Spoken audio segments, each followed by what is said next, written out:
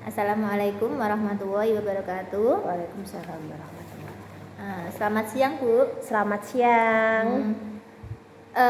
Di sini saya akan melakukan wawancara dengan Ibu Rizdiana Wahyuni SPD yang kebetulan juga juru CGP angkatan 8. Di sini Bu, saya akan mengemukakan beberapa permasalahan yang saya hadapi di kelas.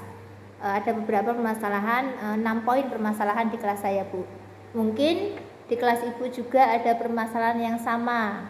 Ibu bisa menyebutkan mungkin faktor-faktornya apa saja atau hambatan-hambatan yang Ibu hadapi di kelas. Yang pertama, jenis permasalahan yang berhubungan dengan pedagogik, literasi, dan numerasi. Yang dari pedagogik dulu ya, Bu. Yang pertama, guru mengajar dengan metode klasik atau monoton atau ceramah. Mungkin selama ini saya sering menggunakan metode ceramah, jarang menggunakan metode-metode yang bervariasi. Nah, itu kan mungkin ya banyak penyebabnya ya, Bu. Karena guru tidak ada waktu atau guru memang belum menguasai metode-metode yang inovatif. Kalau menurut Ibu bagaimana? Intinya sama dengan di kelas saya juga seringnya itu menggunakan ceramah. Ya tadi seperti yang jenengan katakan tadi, menggunakan kurang waktu untuk mempersiapkan peralatannya, terus fasilitas yang kurang memadai, kurangnya waktu kreativitas guru untuk membuat metode pembelajaran yang lebih menarik, seperti itu. Intinya sama lah ya. Itu kalau dari segi gurunya ya, Bu ya. Kalau dari segi siswanya mungkin kan bisa mengakibatkan kalau guru menggunakan metode yang monoton kan membuat minat dan motivasi belajar siswa menjadi rendah. Iya. Itu ya gara-gara metode yang monoton itu, Bu. Selain itu mungkin ada faktor lain, Bu? Kalau menurut saya itu utama itu ya gurunya, itu metode gurunya harus lebih, metodenya harus bervariasi. Di samping juga mungkin ada juga dari segi siswanya yang kurang menyukai mata pelajaran tertentu seperti matematika, walaupun kita menggunakan metode yang bagus tapi dari awalnya mereka sudah nggak enak deh niat untuk belajar. Iya, biasanya agak-agak susah seperti itu. Terus ada juga dari tadi motivasi dari siswanya kurang. Mereka malas untuk membaca, apalagi mendengarkan. Kalau kita ceramah saja kan pasti mereka malah kantuk, malas. Pasif. Iya. Itu terus yang kedua literasi, Bu. Kebanyakan siswa kan minat membacanya itu masih rendah. Terutama kalau disuruh baca bacaan yang panjang-panjang. Males itu. Terus ditanya isi bacaannya itu apa, kadang kan tidak paham. Itu kalau di kelas Ibu mungkin ada faktor-faktor penyebabnya yang mengakibatkan siswa itu tidak berminat untuk membaca. Kalau di kelas saya ada ya terutama itu ada minat bacanya kurang, terus ada yang kurang bisa memahami bacaan, atau kemampuan membacanya itu masih kurang. Gara-gara kemampuannya, jadi makanya dia agak-agak males untuk membaca karena kemampuan membacanya kurang, belum begitu lancar. Ya. Terus sudut baca sudah disiapkan, tetapi kalau kita tidak sering-sering untuk mengingatkan juga tidak digunakan. Seperti itu. Lingkungan, padahal di kelas pasti sudah ada buku bacaan, sudut baca, tapi mereka ya kurang berminat. Mereka minatnya itu buku-buku yang ada gambarnya, yang menarik-menarik. Banyak gambarnya. Ya. Berarti mungkin bukunya ini harus yang menarik gitu. Iya. Yang banyak gambarnya, tulisannya sedikit. Seperti itu. Itu kalau dari segi siswa. Ya. Kalau dari segi guru, faktor apa yang bisa menyebabkan murid itu motivasi dan minat membacanya itu rendah? Kalau dari segi guru mungkin Bu. Kalau dari segi gurunya itu memanjakan. Berarti kalau ada bacaan, gurunya yang membacakan, muridnya yang mendengarkan. Nah, Berarti- itu bisa membuat motivasi mereka berkurang karena alah nggak usah baca lah, nanti juga dibacakan guru lagi. Seperti itu. Padahal intinya gurunya itu mau menekankan. Itu intinya. Selain itu mungkin ada lagi Bu? Apalagi ya? Apa faktor Mungkin internal? dari orang tua ya. Dari orang tua itu kurang memberi motivasi, dorongan untuk lebih giat membaca. Pembiasaan gitu Iya. ya, Bu ya. Kalau kelas tinggi kan jarang ada tugas membaca sih. Jadinya ya agak-agak pada males untuk membaca. Langsung mengisi jawaban gitu Iya. biasanya. Terus yang tentang ini numerasi Bu. Numerasi itu kemampuan berhitung siswa masih rendah. Aduh. Terutama kalau di kelas 5 itu disuruh menghitung perkalian, pembagian, apalagi ini bangun ruang kan banyak rumus-rumus. Nah kadang itu siswa itu bingung, tidak mau perkalian nih gimana ya menjelaskannya sulit. Nah itu mungkin faktor-faktor di kelas ibu yang menyebabkan siswa kok sulit menghitung perkalian atau pembagian itu. Ya, pertama itu faktornya apa? minat. Nah, kalau minat siswa tinggi, pasti sesulit apapun mereka mau mencoba. Saya lihat sendiri di kelas saya itu ya mungkin 50-50 yang minat. Kalau yang nggak minat, walaupun kita sudah dijelaskan seperti apa mereka, aduh Bu sulit, terus mumpet gitu, seperti itu. Terus dasar dari awal dari kelas rendah itu juga mempengaruhi juga. Konsep berarti Iya. konsep perkalian. Konsep itu. pertama dari awal itu kalau sudah bagus baik mesti atasnya oke. Itu kalau berarti kalau faktor internal dari murid itu sendiri. Iya. Kalau mungkin faktor dari luar, dari faktor eksternalnya, faktor dari luar, Mungkin juga dari gurunya juga penggunaan sarana prasarana kalau berhitung itu ya awangan toh, tidak menggunakan benda-benda yang real yang ada di sekitar seperti itu. Cuma ini rumus ini bangun datar seperti ini, tidak dilihatkan bangun datarnya seperti apa, bangun ruangnya seperti apa itu volume isinya seperti itu. Nah, jadi mereka ya males juga melihat metodenya gitu aja. Rumus tok loh. malah ngantuk gitu. Itu yang pertama tuh. Sekarang yang kedua Bu, tentang kesulitan belajar siswa, termasuk siswa yang berkebutuhan khusus atau berdiferensiasi. Mungkin di kelas Ibu ada anak yang berkebutuhan khusus? Alhamdulillah tidak ada. Tidak ada. Cuma tadi kurang memahami gitu.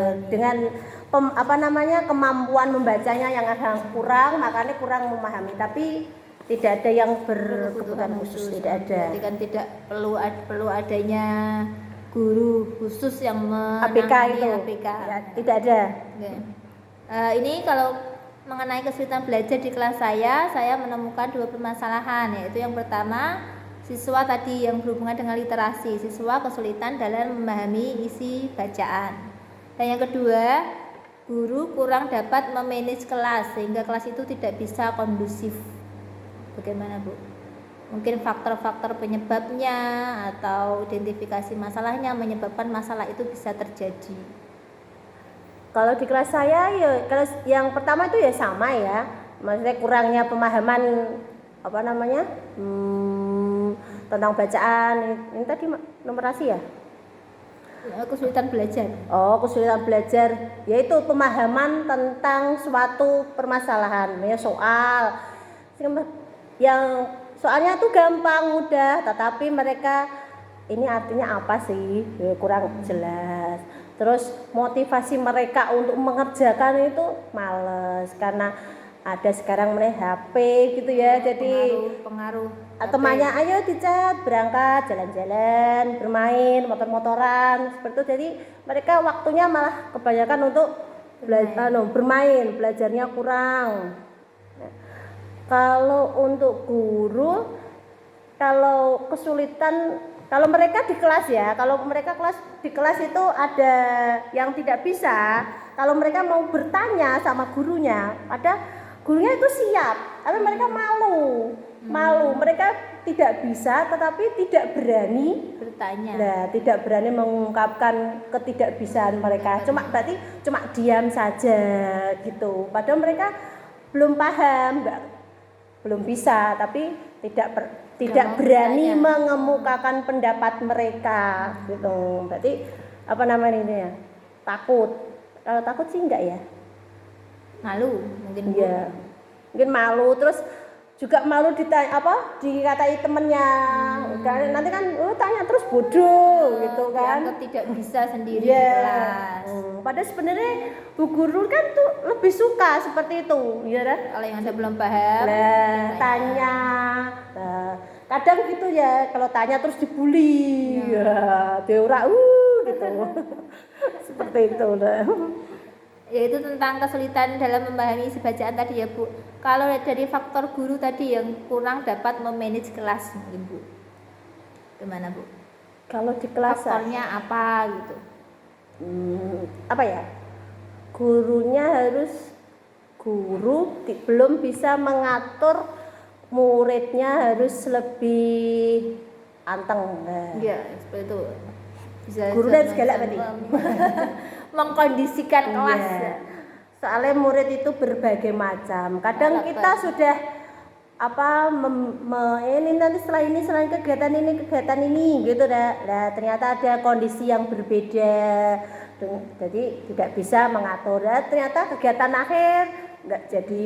Ya, itu ya benar kurangnya mengatur jadwal waktu dengan baik. Terus yang ketiga ya Bu ya, ini tentang hubungan komunikasi antara guru dan orang tua yang masih kurang dan terbatas. Mungkin kan selama ini kita komunikasi dengan orang tua hanya lewat WA atau waktu pengambilan rapot saja. Nah itu kira-kira faktor apa yang menyebabkan hal itu bisa terjadi? Kurangnya intensitas atau komunikasi dengan orang tua. Ya tadi itu komunikasi kurang. Grup WA, tapi kadang kita masuk grup WA juga orang tua tidak punya kuota, tidak paketan, ya. Kadang kita menyampaikan sesuatu kalau lewat selebaran juga kadang orang tua tidak ada timbal balik. Terus kalau kita menyampaikan pengumuman lewat WA tidak ada respon dari orang tua. Orang tua berarti kurang responsif ya, kurang peduli ya, kok terlaluan ya peduli. Apa mungkin karena kesibukan orang tuanya? Iya, mungkin intinya itu orang tuanya terlalu sibuk, jadi sudah memasrahkan sepenuhnya dan tanggung jawab kepada gurunya. Harus siap pokoknya. Tanpa mau mengulangi lagi pelajaran di rumah atau mengajari anak-anaknya, pokoknya iya, berarti biasanya seperti itu kan. Padahal lebih banyak kan di rumah. Padahal kita sebagai guru juga sering memberikan informasi-informasi di grup WA. Ya karena itu kadang mereka tidak punya kuota, kadang mereka ternyata HP-nya itu dipegang anaknya. Dan sini beliau-beliau itu tidak membaca apa yang kita umumkan, informasikan seperti itu kan. Nah, terus yang ini ya Bu, yang keempat tentang guru belum mengoptimalkan model pembelajaran inovatif dalam proses pembelajaran. Nah, ini kan kalau pembelajaran inovatif mungkin kan jarang guru yang menerapkan di kelas karena ya itu tadi memerlukan waktu yang lama. Terus kadang kita itu tidak bisa memilih ini metode ini cocok dengan pelajaran ini, metode ini cocok dengan pelajaran ini. Ya, kadang juga guru punya tugas tambahan yang banyak. Itu kalau dari pengalaman saya Bu, mungkin kalau dari jenengan Jepon. Ya sama. Intinya saya sebenarnya pengen setiap hari menggunakan metode yang menarik, tapi ya itu tadi waktu juga nggak bisa mengatur, ya. kesibukan yang lain juga, terus sarananya kurang, mau ini nggak ada, ini nggak ada. Kalau kita mencari itu nanti nggak ada waktunya, ya seperti itu kan. Terus kalau kita anggap wong ceramah aja sudah bisa kok, sudah bisa, mereka pun bisa paham dengan arti, bisa menjawab pertanyaan, karena kan belum tentu paham bisa sampai besok. Katanya kalau orang itu tertanam di hatinya, seperti itu kan. Beda sama kalau kita menggunakan metode yang lain, menggunakan benda-benda yang konkret tadi, itu kan kata orang bisa mengena di hati sampai kapanpun bisa masih teringat. Iya, katanya gitu. Kalau ceramah masuk sini keluar sini, itu sepertinya kan itu hilang.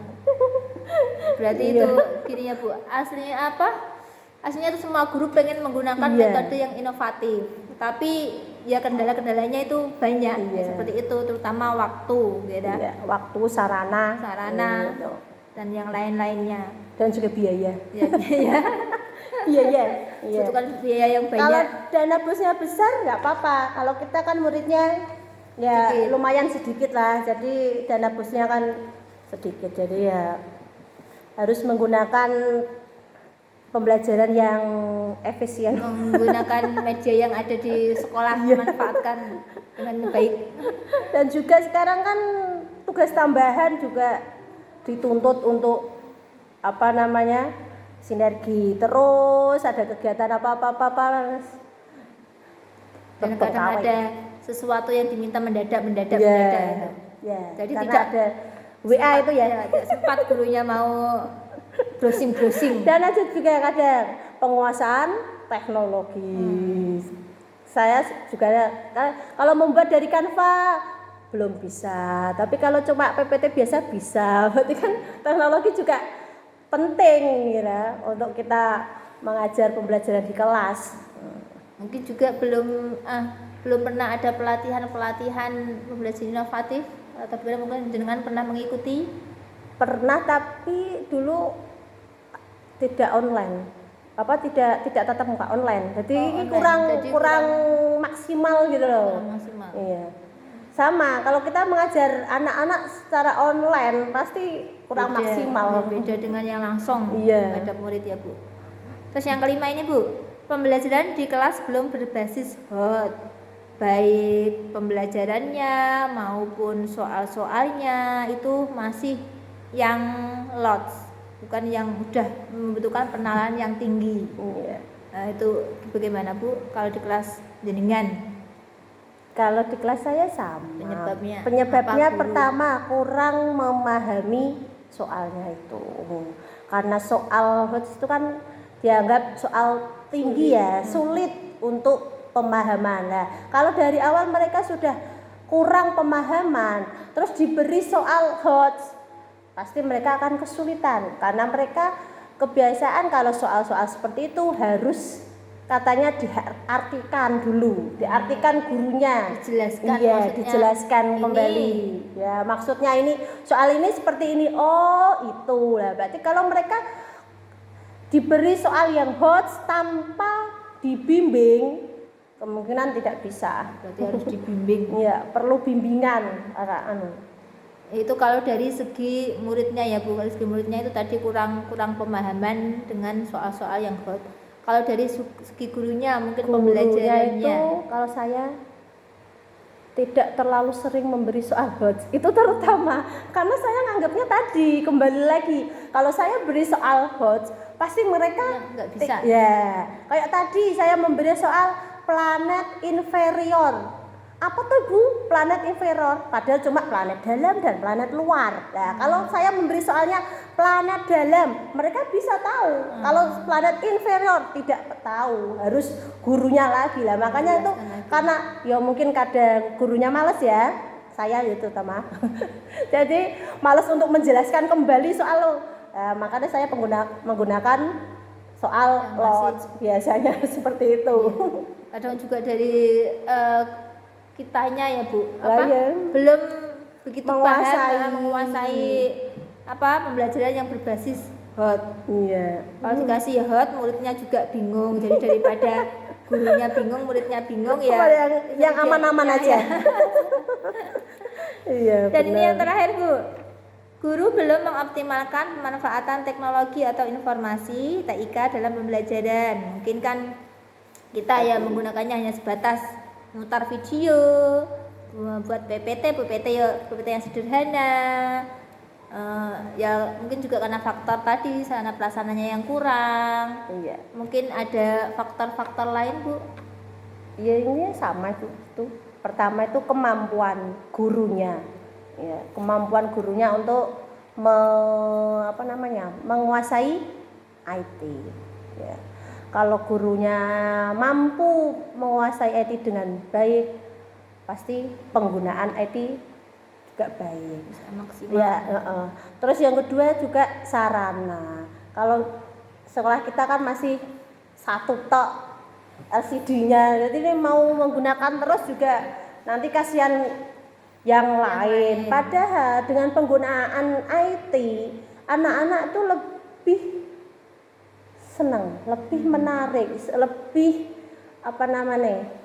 tertarik dengan pembelajaran yang kita ajarkan seperti itu.